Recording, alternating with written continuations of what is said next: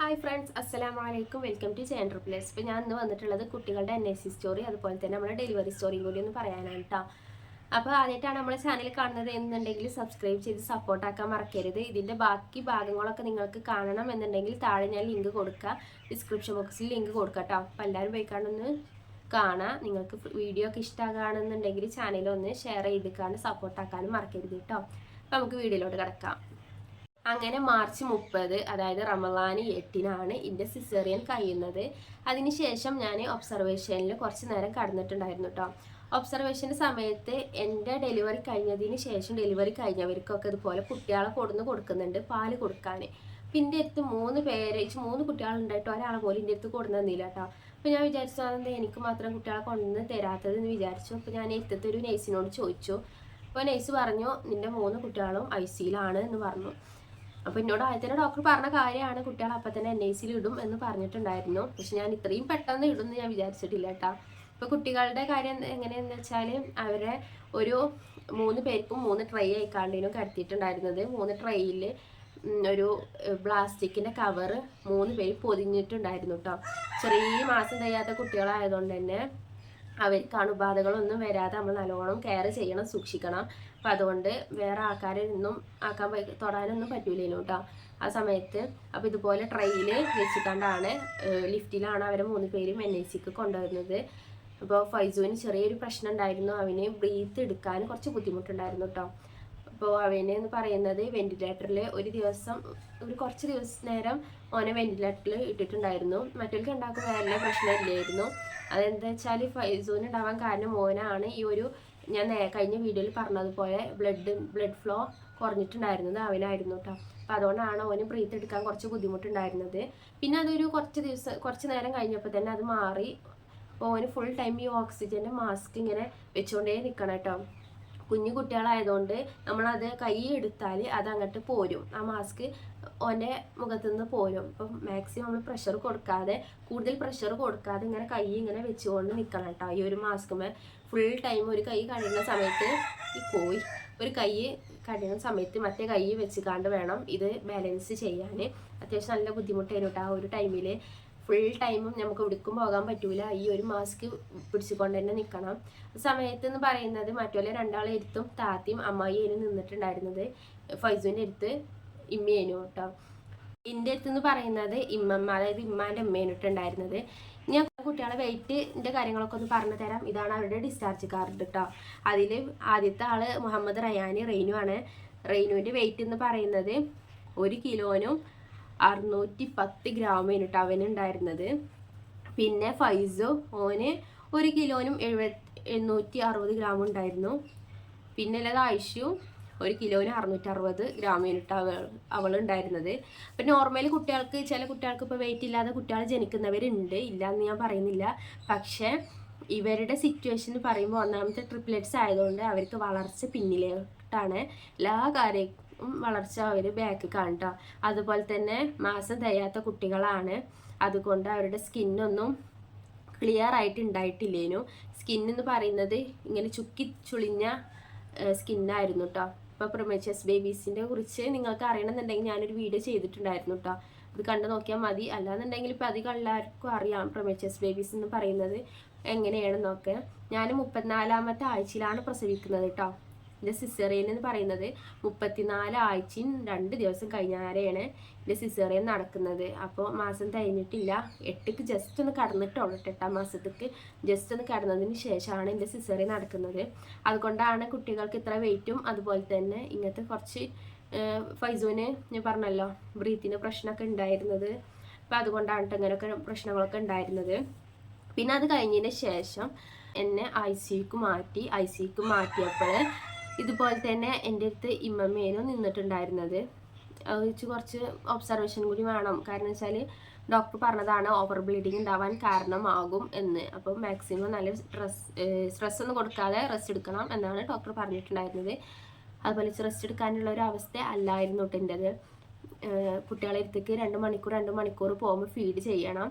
ഞാൻ 30-ാം തീയതി പ്രസവം കഴിഞ്ഞതിന് ശേഷം എൻ്റെ മക്കളെ കാണുന്നത് 31-ാം തീയതിയാണ് കേട്ടോ. 31-ാം തീയതി ഒരു ഉച്ച കഴിഞ്ഞാരെയാണ് കാണുന്നത്. അതും കാണുന്നത് ഫൈസൂനെ കാണുന്നില്ല. ഓന് വെന്റിലേറ്ററിൽ വേറെ ഓനിങ്ങനെ കയ്യുമ്മേ ഇവിടെ ഇഞ്ചക്ഷൻ കൊടുത്തിട്ടുണ്ടായിരുന്നു കേട്ടോ. ഈ ട്രിപ്പ് ഇടുന്ന പോലെ ഇഞ്ചക്ഷൻ കൊടുത്തിട്ടുണ്ടായിരുന്നു. അതുകൊണ്ട് അവനെ ഒടുക്കും കൊണ്ടുപോകാൻ പറ്റൂല. അപ്പോൾ ആയിഷും റെയിനും ആണ് എൻ്റെ അടുത്തേക്ക് ആദ്യം വന്നിട്ട കുഞ്ഞു കുട്ടികളായിരുന്നു. ഞാൻ സൈഡിൽ ഓരോ ഫോട്ടോ കൊടുക്കാം. അപ്പോൾ അത് കണ്ടപ്പോൾ ഭയങ്കര സന്തോഷമായി. കാരണം വെച്ചാൽ എൻ്റെ കുട്ടികളെ ഞാൻ ഇതുവരെ നമ്മളെ വയറ്റിലുണ്ടായിരുന്ന 3 പേര് ഇപ്പോൾ പുറത്ത് എൻ്റെ ഒപ്പം ഉണ്ട് എന്ന് പറയുമ്പോൾ ഭയങ്കര സന്തോഷം കേട്ടോ. ഡോക്ടർ അന്ന് പറഞ്ഞത് ഒരാളെ അബോട്ടാക്കി കളയണം എന്നൊക്കെ പറഞ്ഞല്ലോ. അപ്പോൾ അതുകൊണ്ട് ഇപ്പോൾ അതൊക്കെ ഇങ്ങനെ ആലോചിക്കുമ്പോൾ 3 കുട്ടികളെൻ്റെ ഒപ്പം ഉണ്ടാകുമ്പോൾ അൽഹംദുലില്ലാ പഠിച്ചതിനോട് ഞാൻ നല്ലോണം സ്തുതി പറഞ്ഞിട്ടുണ്ടായിരുന്നു കേട്ടോ.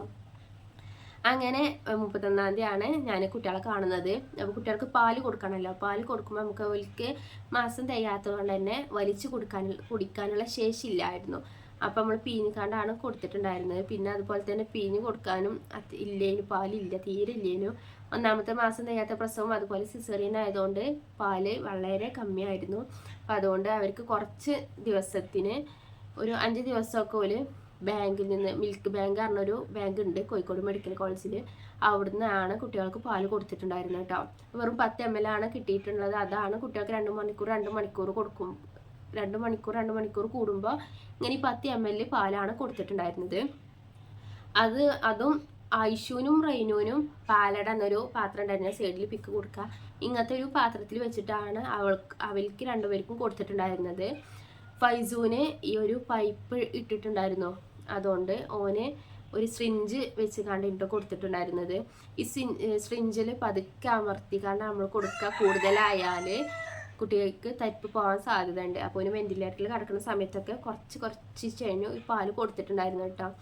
ആ ടൈമിലൊക്കെ എൻ്റെ അടുത്ത് ICയിൽ ഇമ്മമ്മയും ഒക്കെ ഉണ്ടായിരുന്നു. കുട്ടികളെ അടുത്ത് താത്തയും ഇമ്മയും അതുപോലെ അമ്മായിയും എന്നിട്ടുണ്ടായിരുന്നത്. അത് കഴിഞ്ഞതിന് ശേഷം 2-3 ദിവസം കഴിഞ്ഞു.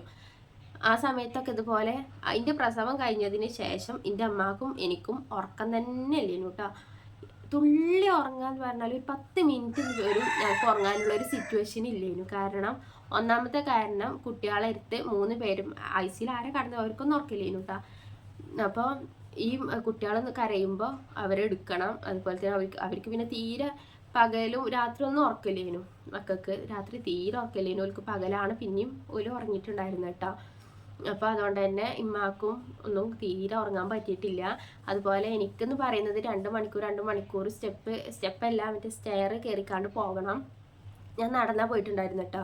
എൻ്റെ കാലിന് നല്ല നീരുണ്ടായിരുന്നു. അതുകൊണ്ട് നടന്ന് പിന്നെ ഓപ്പറേഷൻ കഴിഞ്ഞവർക്ക് ഇതുപോലെ നടക്കണം എന്നും പറഞ്ഞിട്ടുണ്ടായിരുന്നു. അതുകൊണ്ട് ഞാൻ നടന്നിക്കാണ്ടാണ് പോയിട്ടുണ്ടായിരുന്നു കേട്ടോ. ഞാനിങ്ങനെ നടന്നിക്കാണ്ട് NICക്ക് പോകുമ്പോൾ അവിടുത്തെ ആൾക്കാർക്ക് പറയും ആ കുട്ടിയുടെ ഒരു അവസ്ഥയല്ലേ എന്ന് പറയട്ടോ. ഓപ്പറേഷൻ കഴിഞ്ഞിക്കാണ്ട് കിടക്കുന്ന ആളാണ് ഞാൻ ഈ നടന്നു പോയി. അപ്പോൾ ഇരുത്തിലെ ആൾക്കാർക്ക് ഇതേപോലെ ഓപ്പറേഷൻ കഴിഞ്ഞവരിങ്ങനെ വേദനയാണ് വരുത്താണെന്നൊക്കെ പറയുമ്പോൾ അവിടെ ഇരുത്തിലവർ പറയും ആ കുട്ടിക്ക് വേദനയും വരുത്തൊന്നുമില്ലല്ലോ, ആ കുട്ടി കണ്ടില്ല രാവിലെ ഫുൾ ടൈം 2 മണിക്കൂർ കൂടുമ്പോൾ കുട്ടികളെ അടുത്തേക്ക് പോകുന്നത് കാണില്ല എന്നൊക്കെ പറയട്ടോ. കാരണം എന്താ വെച്ചാൽ ഇച്ച് തീരെ വേദന ഉണ്ട്, പക്ഷെ നമുക്ക് സഹിക്കാൻ കഴിയുന്ന വേദന ഉള്ളേനു കേട്ടോ.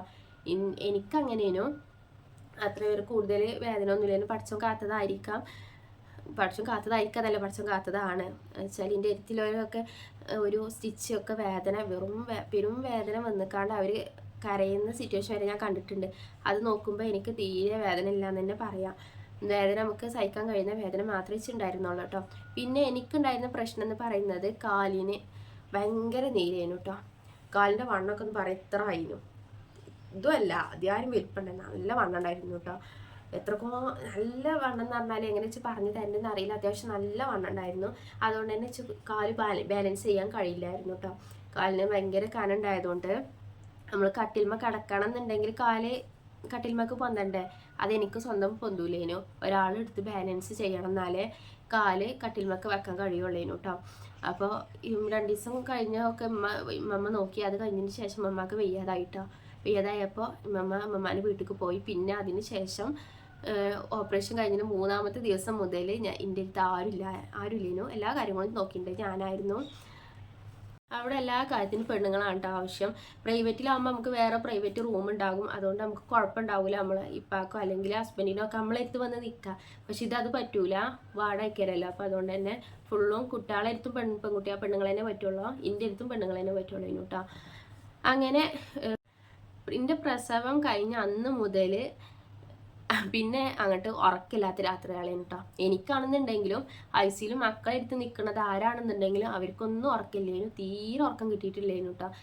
എനിക്കെന്ന് പറയുമ്പോൾ ഞാൻ 3ാമത്തെ തട്ടിലേനു, ഐസി എന്ന് പറയുന്നത് 4ാമത്തെ തട്ടിലേനു, കുട്ടികളെ NIC 4ാമത്തെ തട്ടിലേനു കേട്ടോ. അപ്പോൾ അവിടുന്ന് പോകണം, 2 മണിക്കൂർ കൂടുമ്പോൾ 3 പേർക്കും ഫീഡ് ചെയ്യാൻ എനിക്ക് പോകണം.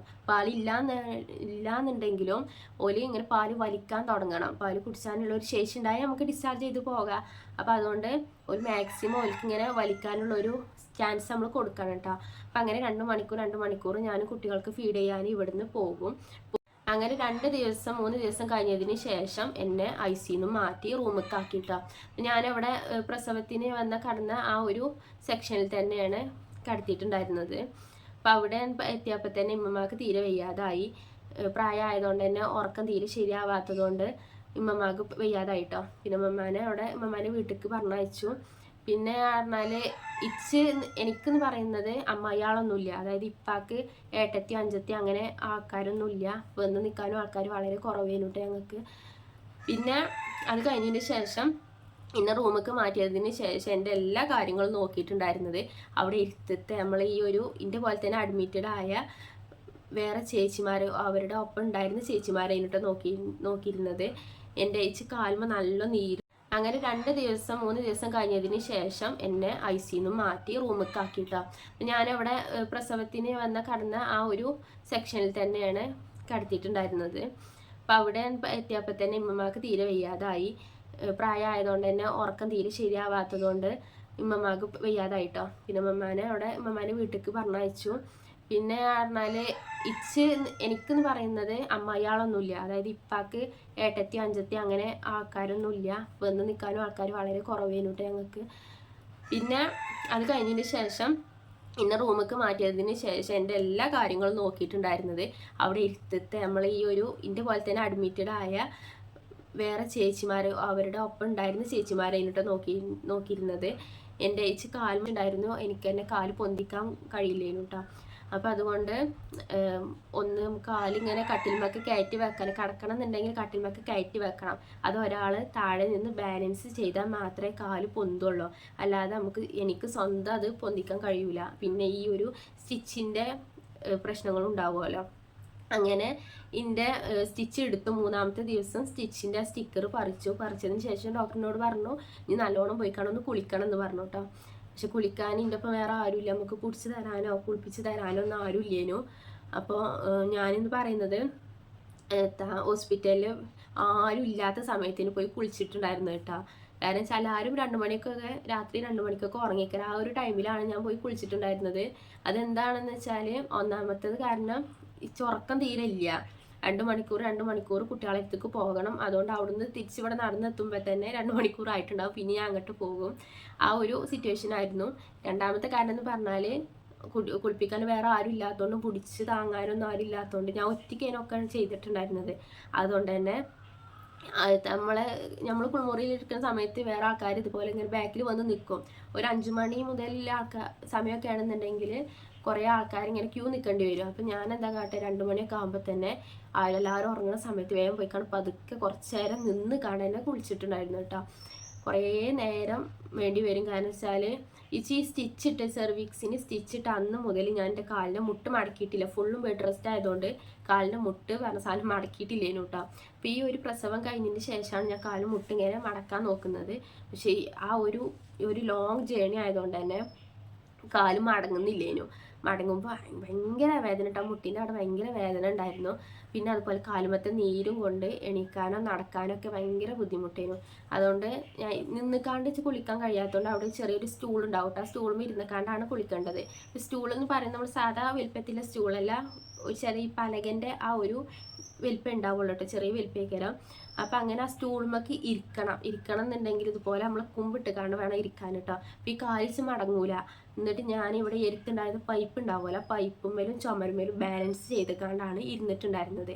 അതുപോലെ എണീക്കാനും എന്നിട്ട് കുളിച്ച് കഴിഞ്ഞതിന് ശേഷം അങ്ങനെ എണീക്കും. ആ ഒരു പൈപ്പുമേലും ഈ ഒരു ചുമരുമേലും ബാലൻസ് ചെയ്ത് കണ്ടാണ് എണീറ്റിട്ടുണ്ടായിരുന്നത് കേട്ടോ. അങ്ങനെ കുറേ ബുദ്ധിമുട്ട് അവിടെ അനുഭവിച്ചിട്ടുണ്ട്. അപ്പോൾ ഞാൻ ഇത്രയും ടൈം എടുക്കും കുടിക്കാൻ. അപ്പോൾ വേറെ ഒരാളെ നമ്മളെ കാത്തിക്കുമ്പോൾ നമുക്കൊരു ബുദ്ധിമുട്ടല്ലേ. അതുകൊണ്ട് ഞാൻ 2 മണിയൊക്കെ ആയ ടൈമിലേക്ക് വരാം കുളിക്കട്ടോ. ഓലെ ബാക്കിയുള്ളവരൊക്കെ നീച്ച് പല്ലൊക്കെ തേക്കുന്ന സമയത്ത് ഞാൻ കുളിച്ച് സുന്ദരിക്കാണ് ഞാൻ അങ്ങനെ നിൽക്കുന്നുണ്ടാവും കേട്ടോ. അങ്ങനെ ആ ഒരു ടൈമിൽ പറയുമ്പോൾ കുട്ടികളെ എടുത്ത് ഇതുപോലെ തന്നെ കുട്ടികളെ എടുത്ത് ആരാ നിൽക്കണമെന്ന് വെച്ചാൽ ഓൾക്ക് തീരെ ഉറക്കില്ലേനു കേട്ടോ. എൻ്റെ അമ്മ പറഞ്ഞാൽ എൻ്റെ പ്രസവം കഴിഞ്ഞതിന് ശേഷം എൻ്റെ അമ്മ ഉറങ്ങിയിട്ടേ ഇല്ലേനു. നിന്നിക്കാണ്ട് ഉറങ്ങാന്നൊക്കെ പറയില്ല, അങ്ങനെ ഒരു സിറ്റുവേഷൻ ആയിരുന്നു എൻ്റെ അമ്മക്കൊക്കെ. ഫുഡും കഴിക്കാൻ പറ്റാത്തൊരവസ്ഥയായിരുന്നു. അതുപോലെ തന്നെ നോമ്പായിരുന്നു. ആ സമയത്ത് നോമ്പ് 8-നാണ് ഞാൻ പ്രസവിക്കുന്നത്. അപ്പോൾ നോമ്പായതുകൊണ്ട് ഞങ്ങൾ കുറേ ആൾക്കാരെ വിളിച്ച് നോക്കിയിട്ടുണ്ടായിരുന്നു കേട്ടോ, നിൽക്കാൻ ആരെങ്കിലും വരുമോ എന്നറിയാൻ. പൈസക്ക് വേണ്ടിയിട്ട് ഈ മെയ്ഡായിക്കാണ്ട് നിൽക്കുന്ന ആൾക്കാരുണ്ടാവില്ല, അങ്ങനെ കുറേ ആൾക്കാരെ വിളിച്ചു നോക്കിയിരുന്നു. പക്ഷേ ഓൽക്കൊക്കെ ഒന്നാമത്തെ കാര്യം എന്ന് പറയുന്നത് നോമ്പായതുകൊണ്ട് വരാൻ ബുദ്ധിമുട്ടാണ് പറഞ്ഞു. ഫുഡൊന്നും കാര്യത്തിന് കിട്ടൂല എന്ന് അവർക്ക് അറിയാതുകൊണ്ട് വരാൻ ബുദ്ധിമുട്ടാണെന്ന് പറഞ്ഞു കേട്ടോ. രണ്ടാമത്തെ കാര്യം എന്ന് പറയുന്നത് 3 കുട്ടികളുണ്ടായതുകൊണ്ട് ഓൽക്ക് ഉറക്കം മസ്റ്റായിട്ട് ഉണ്ടാവില്ല എന്ന് ഓൽക്ക് അറിയാതുകൊണ്ട് അങ്ങനെ ആരും വരില്ല എന്ന് തന്നെ തീർത്ത് പറഞ്ഞിട്ടുണ്ടായിരുന്നു. അപ്പോൾ അതുകൊണ്ടാണ് വേറെ ഇനി ആരെങ്കിലും ആണല്ലോ നമുക്ക് കൂടുതലായിട്ട് നിൽക്കാനൊന്നും ആരും ഇല്ലാത്തതുകൊണ്ട് ഇച്ചും അത് എനിക്ക് പറയാൻ എനിക്കും ഏട്ടത്തിയും അഞ്ചത്തിയും അങ്ങനെ ഒന്നും ഇല്ല കേട്ടോ. അങ്ങനെയൊക്കെ ഉണ്ടെന്നുണ്ടെങ്കിൽ ഓലിങ്ങനെ വന്ന് നിൽക്കും നമ്മളെടുത്ത്. അപ്പോൾ എനിക്കും ഏട്ടത്തി അഞ്ചത്തി ഒന്നും ഇല്ലേനു. അതുകൊണ്ട് ആൾക്കാർ ഒരു NICൻ്റെ ഉള്ളിൽ നിൽക്കാനും ഇന്നെ നോക്കാനും കുറച്ച് ആൾക്കാരെ ഉള്ളേനു കേട്ടോ. ഇന്നെ നോക്കാനെന്ന് ഞാൻ പറഞ്ഞ പോലെ തന്നെ ഈ ചേച്ചിമാർ മാത്രമേ ഉണ്ടായിരുന്നുള്ളൂ. 2-3 ദിവസം എൻ്റെ അമ്മമ്മ ഉണ്ടായിരുന്നു. പിന്നെ അമ്മമ്മക്ക് വയ്യാതായി. അത് കഴിഞ്ഞതിന് ശേഷം എൻ്റെ എല്ലാ കാര്യങ്ങളും നോക്കിയിട്ടുണ്ട് ഈ ഒരു ചേച്ചിമാരേനു കേട്ടോ. ഇതുപോലെ കാല് ബാലൻസ് ചെയ്യണമെന്ന് പറയുമ്പോൾ ഓല് വന്നിക്കാണ് കാല് ബാലൻസ് ചെയ്യും. പിന്നെ അതുപോലെ ഫുഡ് ഹസ്ബൻഡ് പുറത്തുനിന്ന് കൊടുന്ന് തരും, ഓല് പോയി കണ്ടത് വാങ്ങിക്കൊണ്ടും അങ്ങനെയൊക്കെ ആയിരുന്നു. അത് കഴിഞ്ഞ ശേഷം 2-3 ദിവസം കഴിഞ്ഞപ്പോൾ അമ്മായിയും താത്തയും പോയി. താത്താക്ക് ഞാൻ പറഞ്ഞല്ലോ പ്രഗ്നൻ്റ് ആയിക്കൊണ്ടിരിക്കുന്നു. അപ്പോൾ താത്താക്ക് ഇതുപോലെ ഇങ്ങനെ കാലൊക്കെ തൂക്കിയിട്ട് ഇരുന്നതിന് ശേഷം താത്താൻ്റെ കാലിനും ഇതുപോലെ നീര് വന്നു കേട്ടോ. പ്രഗ്നൻ്റ് ആയി ഇരിക്കുന്ന ലേഡീസിന് വരുമല്ലോ, പിന്നെ ഉറപ്പും ശരിയായിട്ടില്ലേനു. അതുകൊണ്ട് താത്താക്ക് നീരൊക്കെ വന്നപ്പോൾ താത്താനോട് പോകാൻ പറഞ്ഞു. അങ്ങനെ താത്തി അമ്മായും പോയി. പിന്നെ കുട്ടികളടുത്ത് ആരെങ്കിലും ആണല്ലോ. അപ്പോൾ അതിന് ഞങ്ങൾ എരുത്തത്തെ താത്ത അബീബ താത്ത ആയിട്ടോ. താത്ത കാണാണ്ടാണ് വീഡിയോ. അപ്പോൾ അബീബ താത്തേന് വന്നിട്ടുണ്ടായിരുന്നത്. താത്ത ഒരു നൈസാണ് കേട്ടോ. അപ്പോൾ ആ താത്ത വന്നു. അങ്ങനെ പിന്നെ താത്തയും എൻ്റെ അമ്മയും കൂടിയാണ് നിന്നിട്ടുണ്ടായിരുന്നത്. ആദ്യം എന്ന് പറയുന്ന ഫൈസൂനെ വെന്റിലേറ്ററിലായതുകൊണ്ട് ഓന് കുറച്ച് ബുട്ടേനു വില ഐശുവിൻ്റെ റെയിനുവിൻ്റെ എടുത്തില്ലേനു ഓനെ കടത്തിയിട്ടുണ്ടായിരുന്നു കേട്ടോ. പിന്നെ 2-3 ദിവസം കഴിഞ്ഞപ്പോൾ വെന്റിലേറ്ററിന് ഓനെ എടുത്തതിന് ശേഷം ഇവിടെ 3 ആളെയും ഒരു ബെഡിൽ ഒരു ചെറിയൊരു സ്ക്വയർ ഷേപ്പിലുള്ള ഒരു ബെഡ് ഉണ്ട്. ആ ബെഡിലാണ് ഓനെ കടത്തിയിട്ടുണ്ടായിരുന്നു കേട്ടോ. എൻ്റെ പിക്ക് ഞാൻ അവിടെ സൈഡിലോടെങ്കിലും കൊടുക്കാം. ഇങ്ങനത്തെ ഒരു ബെഡിലേനോ അവരെ 3 പേരും കടത്തിയിട്ടുണ്ടായിരുന്നു. അതുകൊണ്ട് പിന്നെ കുഴപ്പമുണ്ടാവില്ല. മുട്ടാകുമ്പോഴാണ് 3 പേരെടുത്ത ആൾ വേണ്ടി വരും. ഇതാണെന്നുണ്ടെങ്കിൽ ഒരു ഉണ്ടായിരുന്നത് തന്നെ മതിയെന്നു കേട്ടോ. പിന്നെ ഉണ്ടായിരുന്ന പ്രശ്നം എന്താണ്, ഉറക്കം ഉണ്ടാവില്ല, ആർക്കും ഉറക്കം ഉണ്ടാവില്ല. പിന്നെ എനിക്ക് അടക്കുന്ന തിരക്കൊക്കെ ഇങ്ങനെ NICക്ക് പോകാനുള്ള ഒരു അനുമതിയും കിട്ടി. ഇതിൽ നിന്ന് വാർഡിൽ നിന്ന് NICക്ക് പോകാൻ ഞാൻ ഡോക്ടറോട് ചോദിച്ചു. ഇങ്ങനെ 3 കുട്ടികളായതുകൊണ്ട് NICക്ക് പോകണം, പാല് കൊടുക്കാൻ പോകണമെന്ന് പറഞ്ഞപ്പോൾ എന്നാൽ ഡോക്ടർ പറഞ്ഞു ആയിക്കോട്ടെ പോയിക്കോളൂ എന്ന് പറഞ്ഞിട്ടുണ്ടായിരുന്നു കേട്ടോ. സമയത്തൊക്കെ പുറത്തത്തെ സിറ്റുവേഷൻ പറയുന്നത് കാക്കുവിനോ ചെയ്തിട്ടുണ്ടായിരുന്നത് ഈ ഓരോ മെഡിസിനും കാര്യങ്ങളും വാങ്ങാനും ഇതുപോലെ ക്യൂ നിൽക്കണം. മെഡിക്കൽ കോളേജിൽ എന്ന് പറയുന്നത് ക്യൂ നിൽക്കണം. ഓരോ മെഡിസിൻ വാങ്ങുകയാണെങ്കിലും ക്യൂ നിൽക്കണം. അതുപോലെ ബ്ലഡ് ചെക്ക് ചെയ്യാൻ കൊടുക്കുമ്പോഴും ഈ ക്യൂ നിൽക്കണം. ഇൻഷുറൻസ് ശരിയാക്കുകയാണെങ്കിലും ക്യൂ നിൽക്കണം. കുട്ടികൾക്കായതുകൊണ്ട് ഇൻഷുറൻസ് ഒക്കെ ഉണ്ടാക്കാണ്ടായിരുന്നു കേട്ടോ. അപ്പം അതിനൊക്കെ ഒരു ക്യൂ നിൽക്കാണ്ടായിരുന്നു. അങ്ങനെ കാക്കുവിൻ്റെ അവസ്ഥ എന്ന് പറയും. കാക്കുവിന് ഇതുപോലെ ഉറക്കൊന്നുമില്ലേ, ഞങ്ങൾ വിളിക്കുമ്പോൾ വരണം അങ്ങനെയൊക്കെ ഒരു സിറ്റുവേഷൻ ആയിരുന്നു കേട്ടോ. പിന്നെ അതുപോലെ തന്നെ കുട്ടികൾക്ക് നമുക്ക് ഫോർമുല മിൽക്ക് തന്നിട്ടില്ലേനു, എനിക്ക് തന്നിട്ടില്ലേനു കേട്ടോ. എന്നോട് പറഞ്ഞു എനിക്ക് 3 കുട്ടികളായതുകൊണ്ട് എന്തായാലും 3 കുട്ടികൾക്ക് കൊടുക്കാനുള്ള പാൽ എന്തായാലും ഉണ്ടാകും, അതിന് കുറച്ചൊരു ചോക്ലേറ്റ് പോലത്തെ ഒരു പൊടി കലക്കി കുടിച്ചത് തന്നിട്ടുണ്ടായിരുന്നു. അതിങ്ങനെ കലക്കി കുടിച്ചിട്ടുണ്ടായിരുന്നു കേട്ടോ. അതിന് ശേഷമാണ് പാല് വന്നത്. എന്നിട്ടാണ് ഞാൻ കുട്ടികൾക്ക് പാല് കൊടുക്കാനും തുടങ്ങിയത്. NICത്തെ സിറ്റുവേഷൻ എന്ന് പറയുന്നത് കുട്ടികൾ ഓൽക്ക് ഡൈപ്പർ മാറ്റണം. അതുപോലെ തന്നെ ഓൽക്ക് 2 മണിക്കൂർ കൊടുക്കുമ്പോൾ ഫീഡ് കൊടുക്കണം.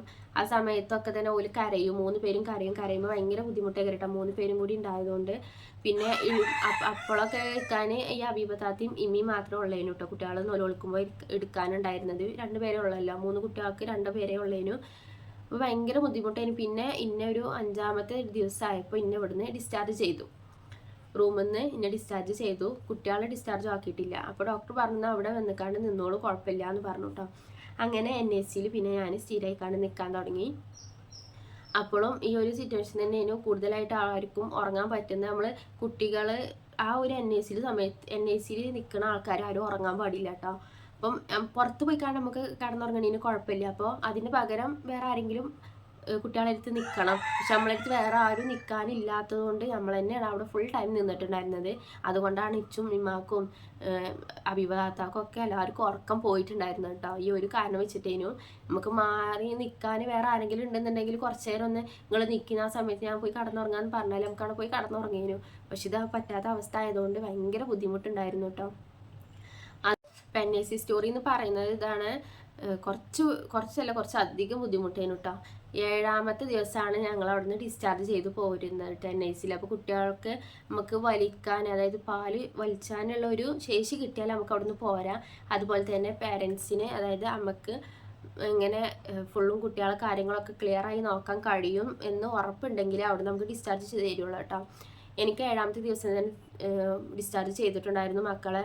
ഞാൻ നോക്കുന്ന കെയറും കാര്യങ്ങളൊക്കെ കണ്ടപ്പോൾ ഡോക്ടർ പറഞ്ഞു കുഴപ്പമൊന്നുമില്ല, എന്നാൽ പോയിക്കോളൂ എന്ന് പറഞ്ഞിട്ടാണ് 7ാമത്തെ ദിവസമാണ് ഞങ്ങൾ അവിടെ നിന്ന് ഡിസ്ചാർജ് ചെയ്ത് പോയിരുന്നത്. അപ്പോൾ ഇതാണ് എൻ്റെ ഡെലിവറി സ്റ്റോറി എന്നും NIC സ്റ്റോറി എന്ന് പറയുന്നത് കേട്ടോ. അപ്പോൾ കുട്ടികൾ 7ാമത്തെ ദിവസമാണ് NICന്ന് ഡിസ്ചാർജ് ചെയ്തത്. അപ്പോൾ അവരെ വെയിറ്റ് എന്ന് പറയുന്നത് 1,300 സംതിങ് ആയിട്ടുണ്ടായിരുന്നു കേട്ടോ. കാരണം എന്താ വെച്ചാൽ പ്രസവം കഴിഞ്ഞതിന് ശേഷം 300 ഗ്രാമോളം കുറയും. അതെല്ലാ കുട്ടികളും കുറയും കേട്ടോ. പിന്നെ അവർക്ക് മഞ്ഞ അങ്ങനത്തെ പ്രശ്നങ്ങളൊന്നും ഇല്ലേനു, നോർമൽ ആയിക്കാണ്ടേനു കേട്ടോ. ഇന്നത്തെ വീഡിയോ എത്ര ഉള്ളോ ഇതിൻ്റെ ബാക്കി ഭാഗം ആയിക്കാണ്ട് ഇനി മറ്റൊരു വീഡിയോയിൽ വരുന്നുണ്ട്. അപ്പോൾ അതുവരേക്കും ബൈ, അസ്സലാമു അലൈക്കും.